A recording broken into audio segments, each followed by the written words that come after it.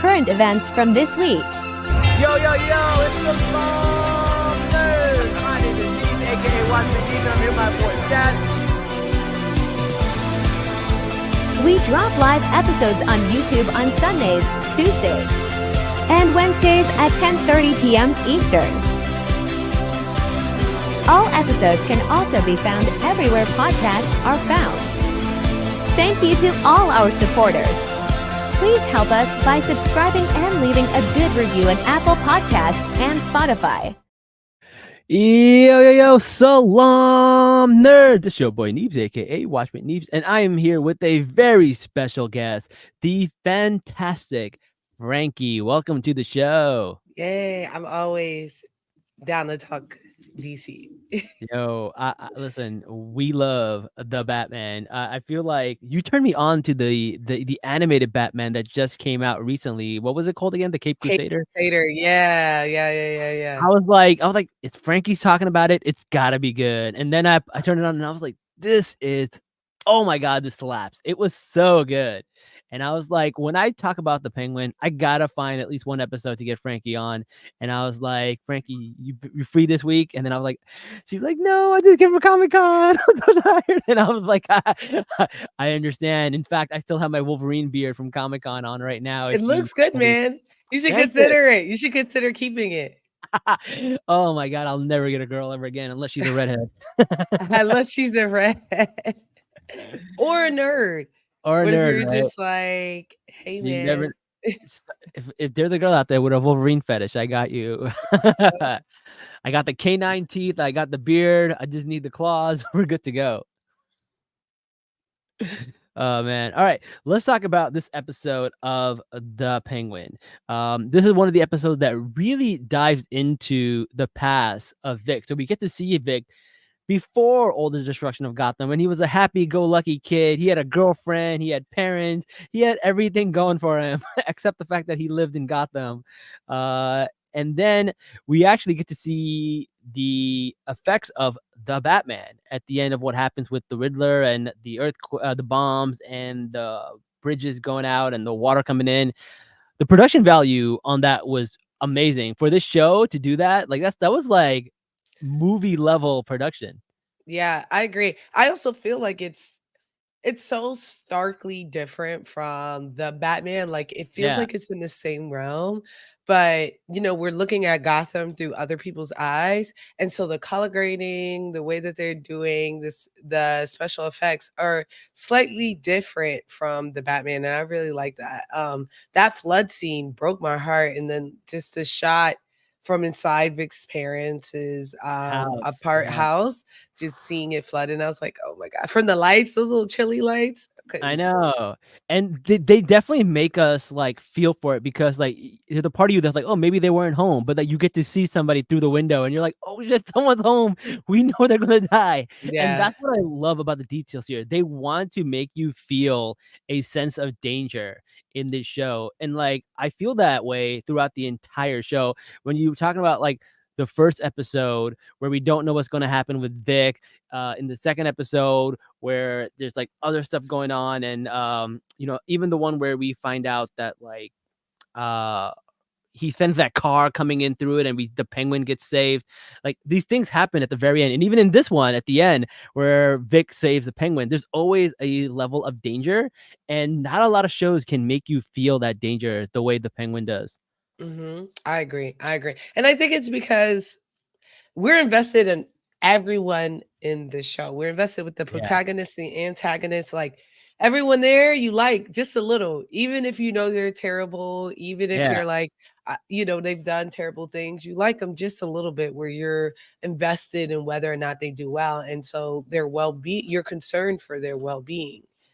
It's really interesting that you mentioned that, because sometimes I don't know who the protagonist is in this show, because this episode I'm like, oh, Vic may be the protagonist of this entire thing, and then I watch a few more episodes and I'm like, Sophia may be the protagonist of this whole thing, and they really keep you guessing, and it's really hard to pick who you want to win. You're kind of rooting for everybody and nobody at the same time. Yeah, man, it's Gotham. Gotham's the protagonist. You Gotham, know, honestly, it's everyone's love for Gotham. yeah, Gotham is on everyone's lips every episode. So I agree. I think it's difficult and you ping pong around where your new favorite character shifts and you're going to feel that even more as you go through. I know you're like 2 episodes behind. As you go into episode 4, you know, you're who you want to root for will shift.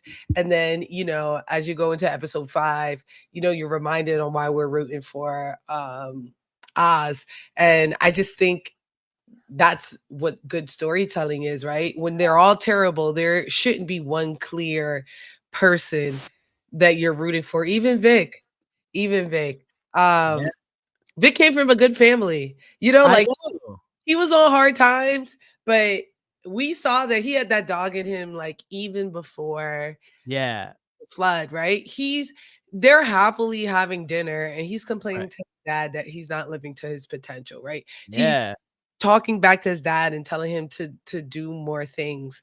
And so we already saw that he wasn't happy with his life in Gotham.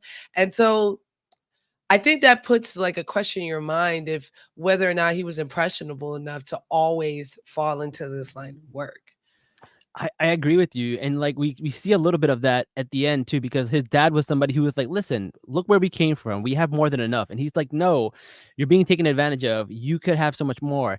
And then when he has that conversation with Oz later on, you're like, he's talking about how his dad never got to have a fancy restaurant. And he goes, that's not Yeah. right. And you can Yeah. see like the seeds going into him. He's like, in one hand, my dad would not be proud of what I'm doing. But on the other hand, the way the world treated my dad wasn't right. Yeah. Right? And it's like the world is full of like hustlers, and a mechanic is a great job. He shouldn't be struggling, which is kind of like, there's a lot of people right now who are mechanics and they shouldn't be struggling. And I found that like very interesting, where you're like, if the world is not fair, why should I be? And I feel like that's what's being impression to Vic at this moment. But my question is like, what is struggling, right? Like they Yeah, were poor, but there was nothing in that scene to me that insinuated that they were struggling, right? He was right. cooking this grand meal. Hmm. Um, they all had on clothing, like they True. weren't like there wasn't one line where he was like, "Mom, you know that field trip's coming up. Can I get money?" Like there was nothing indicating that they Right. were like struggling, like they didn't know where their next meal was from. They Right. were content. They were getting Right. by. And I think that's what he wanted to be rich. He wanted to Yeah. be wealthy. He wanted to have all those things. And I think that's also why Calvin and I forgot Calvin's cousin's name, Squeal, Skip, whatever. Squid.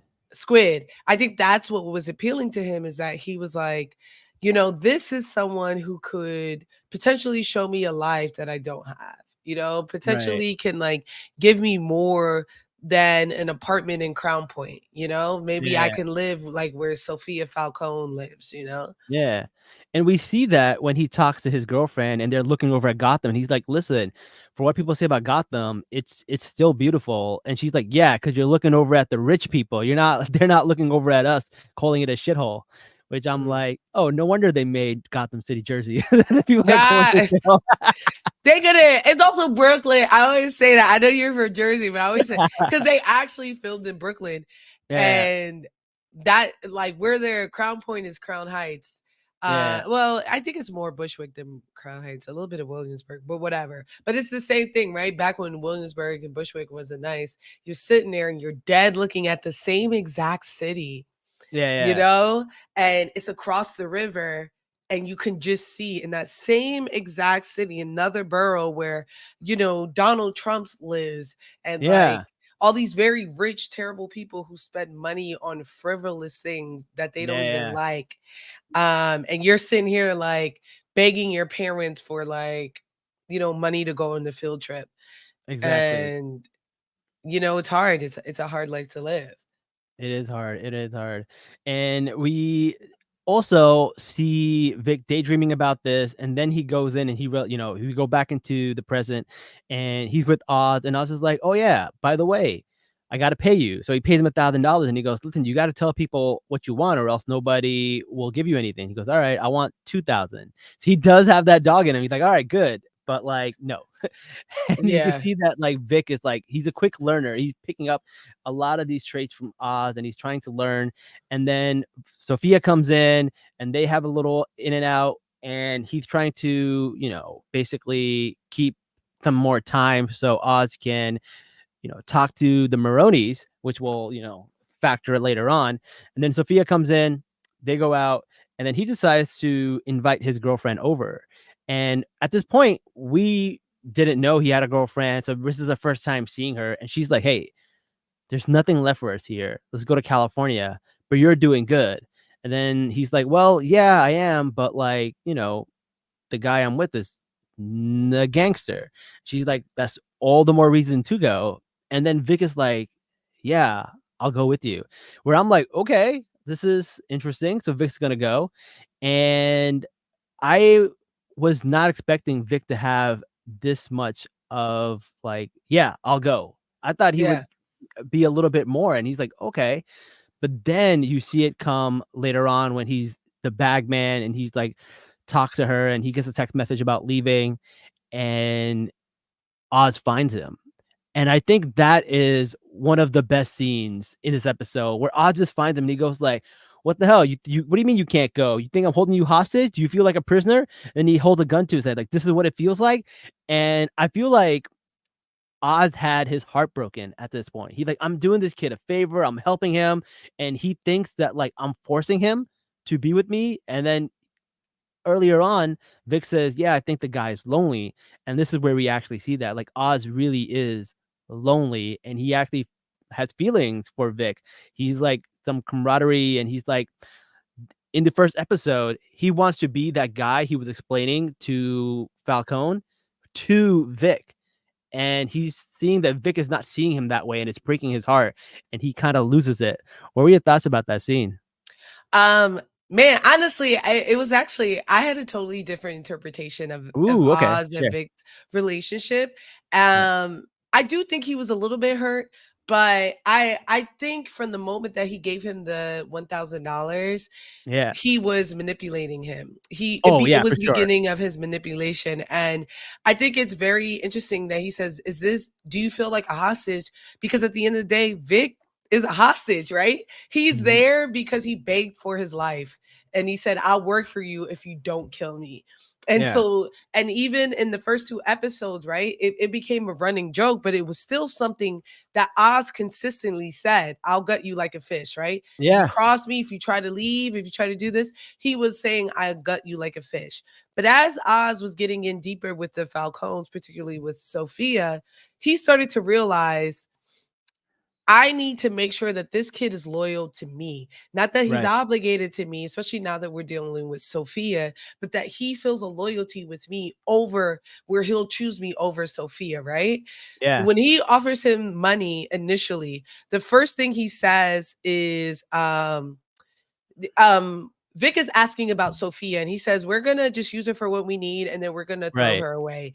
And Vic is concerned about that. He's like, "She's the hangman. I don't want to be part of this. Like, this is dangerous." Yeah. Da, da, da. And he reassures him, and then he gives him money. Yeah. So he does two things for him. And in that moment, Oz starts to feel like he has autonomy, he has control over the situation. But he Yeah. still knows that Vic still knows that has a bad temper, that he's Yeah. possessive, manipulative, and he'll lie. And that's why he's afraid to leave. If he really Yeah. thinks like Oz is someone he cares for, he'd leave, right? But if he didn't feel like a hostage, he would leave. My favorite scene actually is after he gets that win and he's telling Oz the story about him like telling to the cop what money. Yes.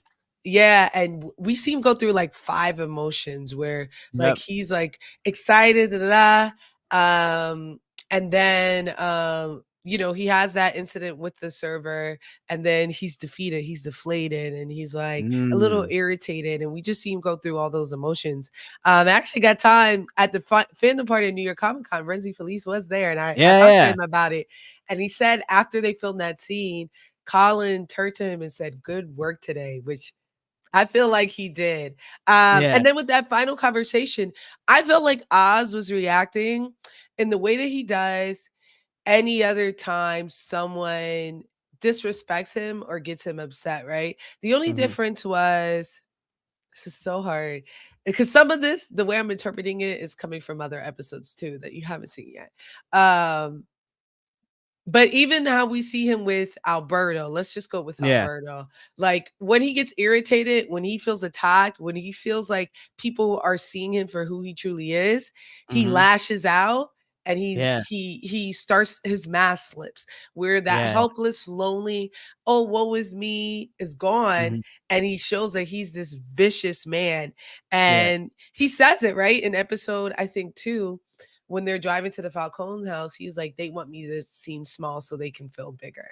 And that's Yeah. something that he does all the time. I do think Yeah. he's upset that he's like, why didn't that work? I think that's why he's moping, because he's Yeah. so used to his manipulation working. And he's like, dang, Vic is the only guy I got that's like just here for me, that I have control over. And he left. And I think he was more upset than that, than like, I love Vic and he saw me as Yeah. someone not good, you know?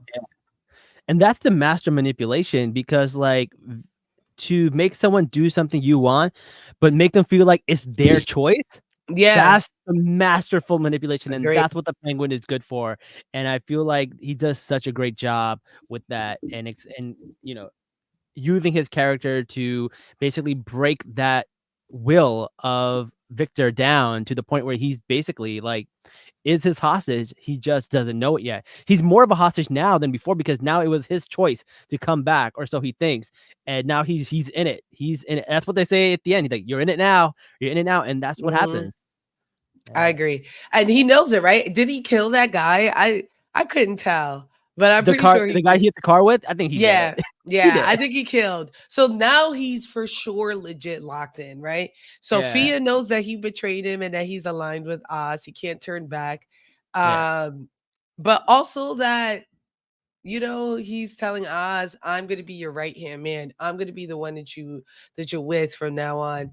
Yeah. And I think we're gonna see him understand. And I think that there's other things. I think that cop moment as well, plus Yeah. Oz kind of encouraging him at dinner, showed like, this is everything I wanted. This is everything I told my father that we can have, and I Yeah. have the option to get it. What am I gonna do Yeah. with it? Exactly. Exactly. All right. And then while this is happening with Vic, Oz and Sophia go and they check out these new drugs. And they think they're mushroom, but they're not the mushroom. They're the spores that come out of the mushroom. What are your thoughts about these drugs? Because I have a theory. Do Yeah. you have any theories about that? I definitely think, especially since she got them from Arkham, that it's Yeah. tied to some sort of maybe Scarecrow, Hugo Strange, like fear toxin. Mm, I thought it's interesting that it's called Bliss. I'm like, this could definitely be redone. If it's altering your mind, it definitely yeah. can be redone to be some type of altering substance.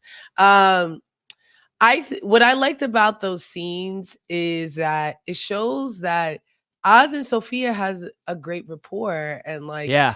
they love each other. They're cool with each other. There's a moment where, they're lying to that triad guy.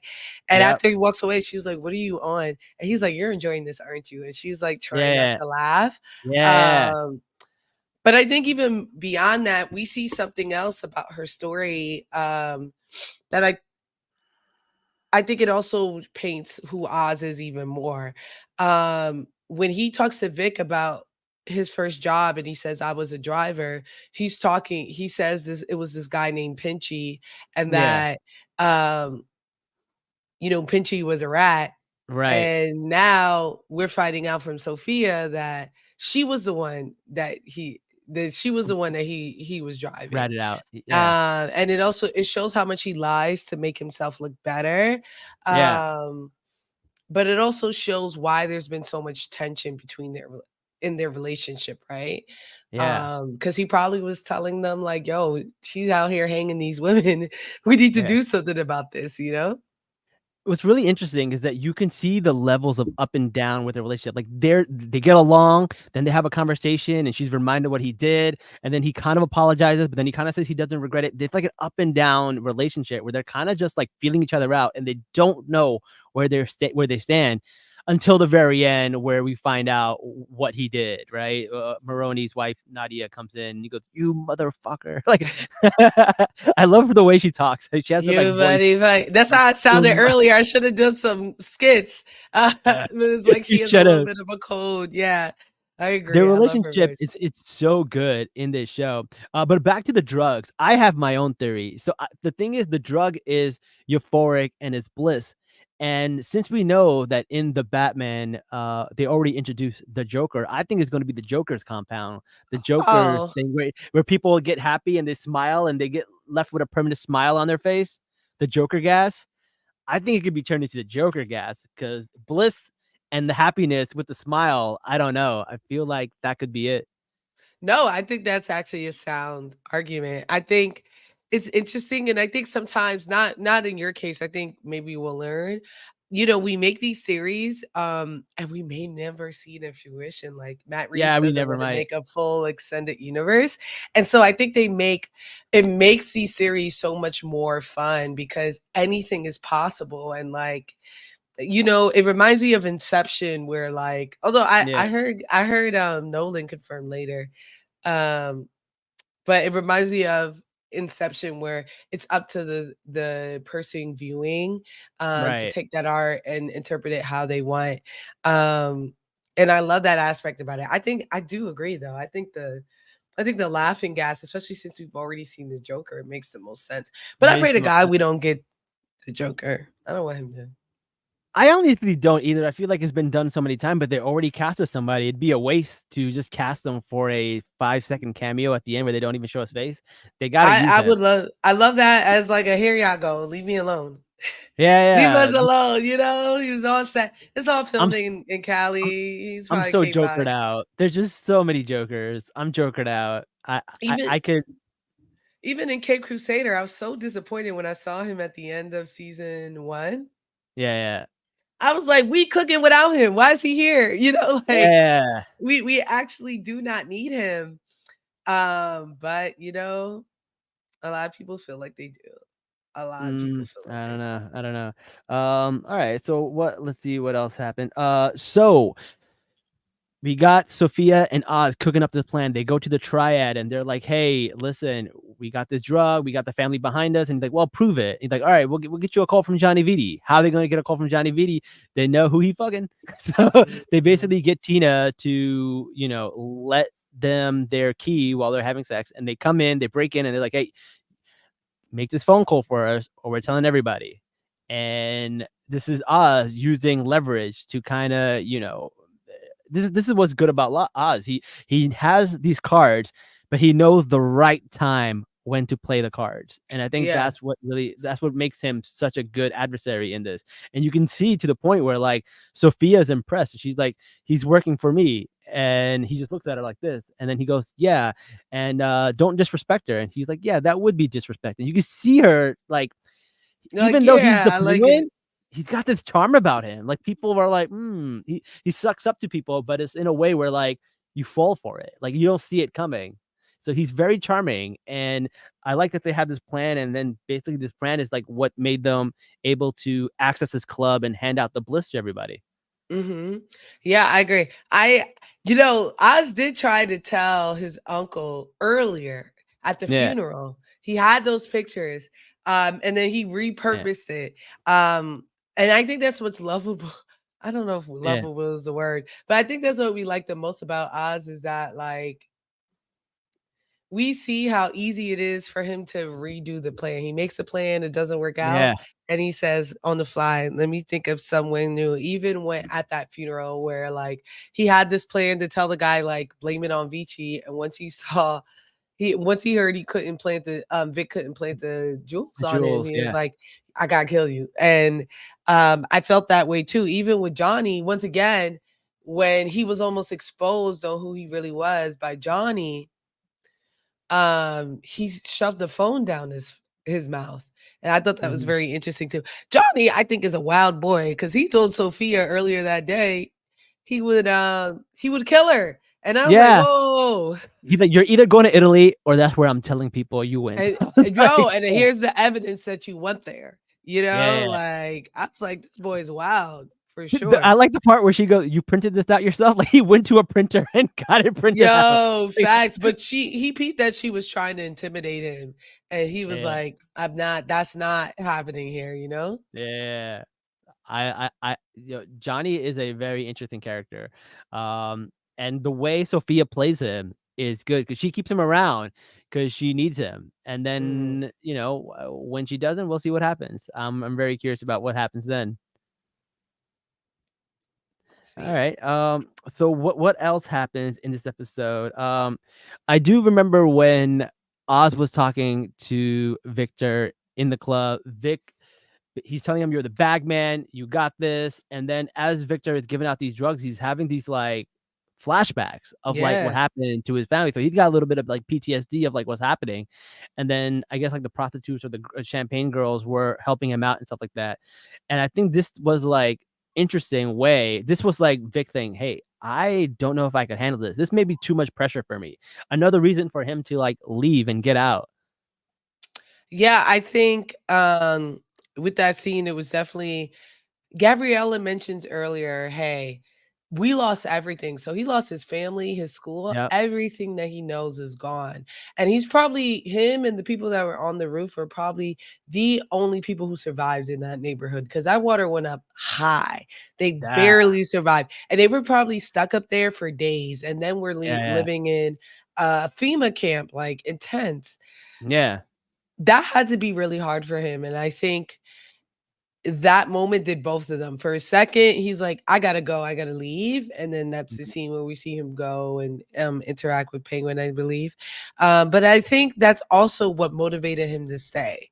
Yeah. He loves the city, he wants to overcome that. Penguin is telling him, like, share how to get more confidence, how to be more that so that even if something like that were to happen, he'd be in a place where he was protected. He'd be around the rich Yeah. people.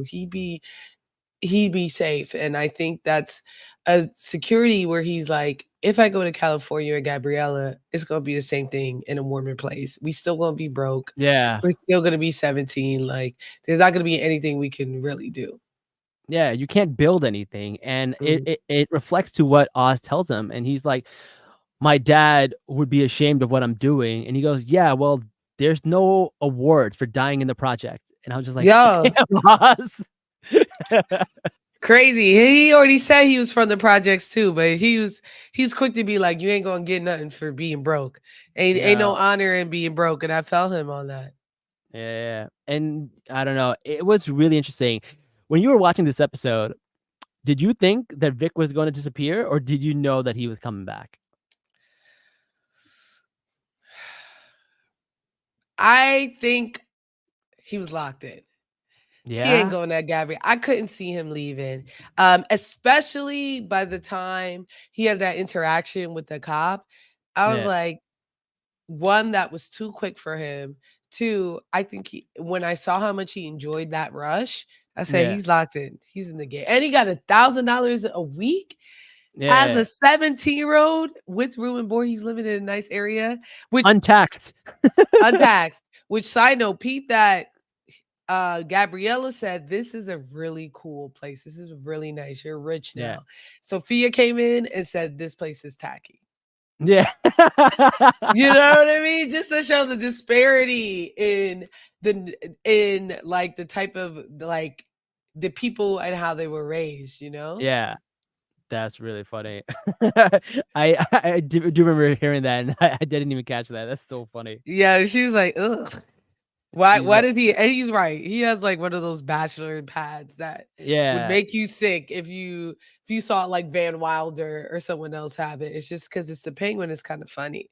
yeah. It's like that saying, like, money can't buy you class. And like, you ever see like Donald Trump's apartment? It's like all gold and very tacky.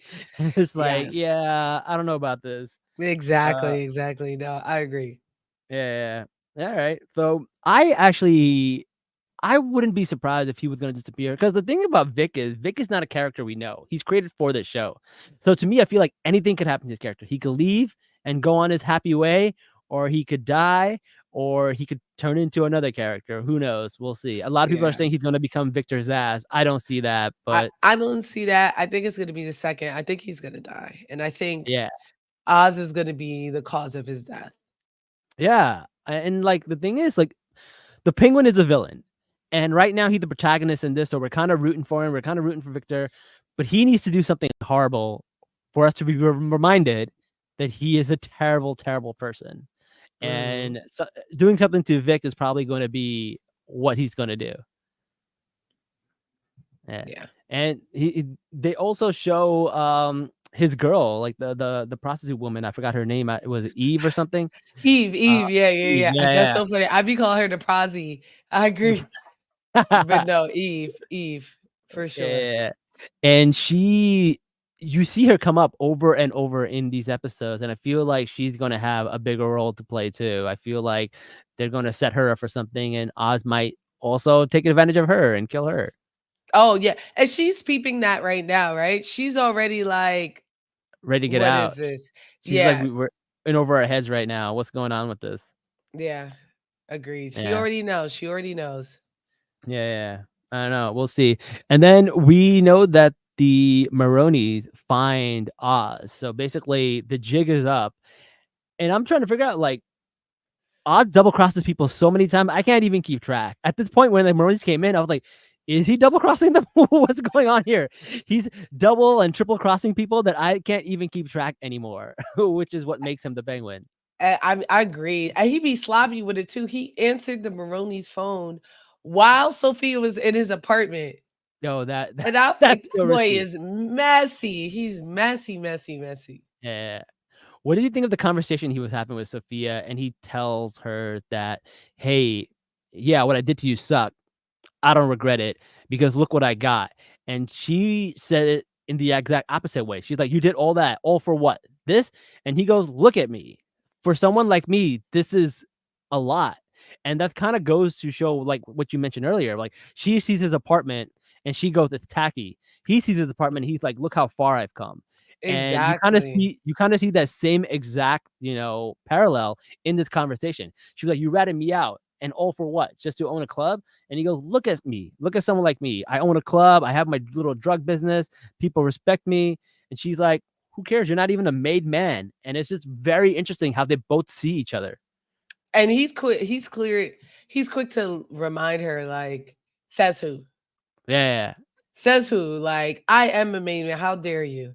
And because he's right, like, what's a made man to you? And that's what is she a made woman? She was No, just no. Okay. born a Falcon. So this is the okay. Have you watched The Sopranos? Not recently. Okay. Like, So is a it made man is a mafia term. It means somebody you can't kill because there will be repercussions. That's what a made man means. So if someone's a made ah man, a made woman, that means they're in the mob, but they're not expendable. Like, you can't kill them. oh That's that yeah, that's I what didn't that means. know that. It's like Okay, being that makes knighted. some It's like being knighted okay. in a mafia. Like, you get knighted. It's like you're a made man. That means you're knighted. You're part of the crew. You're not expendable. And like, if somebody from a rival gang hurts you or kills you, they're like crazy repercussions. They don't let it slide. They have to get revenge. So that's what a made man is. It's a Ah. mafia term. That makes so much sense. So she's saying you did all this. I think that that's fair. You did all Yeah. this work. You betrayed all your allies, and tomorrow you're just as Expendable. expendable as everyone else out here. Yeah. I think that's a fair assessment. Yeah. But Yeah. I think that still pushes to what he was trying to say, which is for some of us, we don't have money and we don't have Yeah. an opportunity to become a made man. So we're gonna try to do what we can to get what we need. Yeah, And for exactly. him, I think it's a need. Yeah, and they come from 2 different worlds, right? Like, she grew up rich. Yeah, she grew up in a very toxic environment too, but all the Falcones are, like, related, basically. They're just, like, Yeah. 2 families that came from Italy, and they married people, and there's just like, 36 of them, right? So, they're all, like, there, and we get to see that, like, she grew up this way, so she's used to that level of, like, privilege. Yeah, It's so hard because I don't know how they're making me sympathetic to a rich white girl. And it's so hard. I don't want to. It's hard to talk about this episode now that I have more context in this Yeah. episode. But yes, I agree. I think that, and that's a sticking point that he tells Vic all the time, right? Sophia doesn't know, right? And even when they're talking about war after Alberto's body is found, right? She's Mhm. like, "Why are y'all still worried about money?" And they're like, "Money makes the world go round." Like Yeah. even her uncles, but she's never had to work Yeah. even in the capacity, like she's never been a part of the mob family in that way. So she's never had to work and put her life on the line the way that her uncles have. So even in that capacity, she's not open to she doesn't understand what it's like to earn money.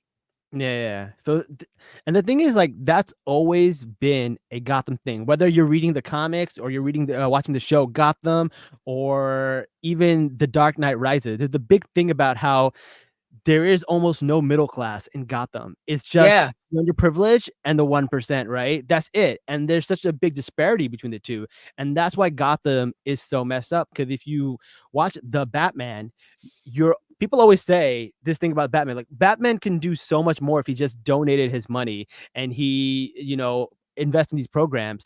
But in the Batman, they show you that Thomas Wayne had this fund, and it was like an unlimited fund that was meant to be used to help the city, but the city is so corrupt that they misuse his grant over and over and over again. So, like, the thing is, how can you improve a city when the corrupt and the 1% take advantage from every single angle they can? There's no way for people to rise in a city of like Gotham. So they I have to turn to agree. crime. So it's really interesting how this show kind of just shows that and gives us a little bit more insight into Gotham. And I think you're right. Gotham is the main protagonist in this show.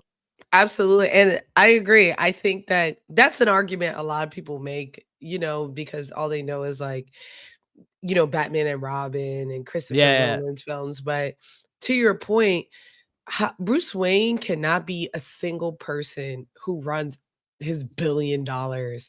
yeah, A fund of that size, I think legally needs to be maintained by, dozens of people. And there's no way he's going to be able to have a team and get it through a city as corrupt as Gotham without it being corrupted. And I think that's the point, yeah. is that he's trying to do this on both fronts, right? He is Mhm. actively trying to suss out corruption in the Wayne Fund. He's Yeah, trying to, and not Batterson, but like other Batmans. Um, but also he's like, listen, they in the meantime, they gotta catch these hands. I'ma just go ahead yeah, and clean it up by myself. Like it's gonna have to be a little bit of both. And I think, Batterson is so early, he doesn't realize the duality of both. He saw how his father's funds were misappropriated. And so yeah, he's like, I'm not even gonna touch that. Like, why would I do the same thing that he did?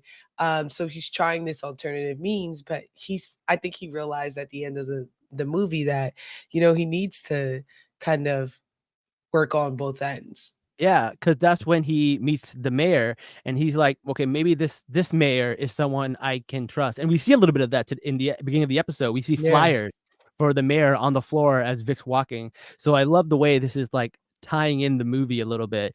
Mhm. And one of the things I really like about this show is that they tie in stuff from the movie just enough that, like, it's fun Easter eggs, but not so much that you're confused or you're like you don't know what's going on.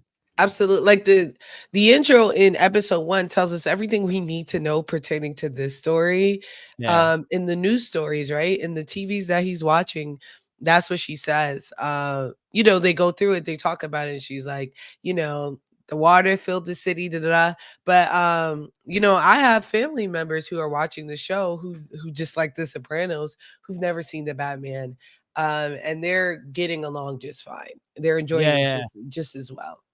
No, it's a good show. And the thing that I love about the show is that they're spending a lot of money on it, but it looks like they're spending a lot of money. Oh, It's a beautiful absolutely. looking show. Like, the scenes are shot, the lighting, any special effects. The special effects don't even look like special effects, right? You go to a Marvel thing and you're like, this is in front of a green screen. Whereas like you're watching this could Yes. be in Newark, it could be in Brooklyn, it could be it's a real looking show, which is what I really love about it. And back to like practical effects and things like that. Like I think that also helps. It reminds me of like Peter Jackson. I feel like they went that route Mhm. where they use so many practical effects and it makes it easier, for them to do it. The penguin, Oz's entire body is a suit. So like Yeah. Colin is getting suited up in the way that like Rebecca Romaine Stamos was Yeah. in X-Men. Like he's not just putting on a mask and they're attaching it and then he's putting on the fat suit. They're putting him in full body prosthetics and that are heavy and sweaty and tiring. And I think that adds to his performance. And then they're shooting in real locations. They're just changing Yeah. the awnings and stuff like that. And I think that's why Gotham feels so real. And I think they also do so many things. There's so many locations and they're so used to highlight like what these locations are like that it makes it seem like, oh, these are like Gotham is a protagonist. It is a person. Yeah. No, absolutely. No, I definitely agree with you. Anything else that we missed that we didn't talk about before we go? I think we covered just about everything.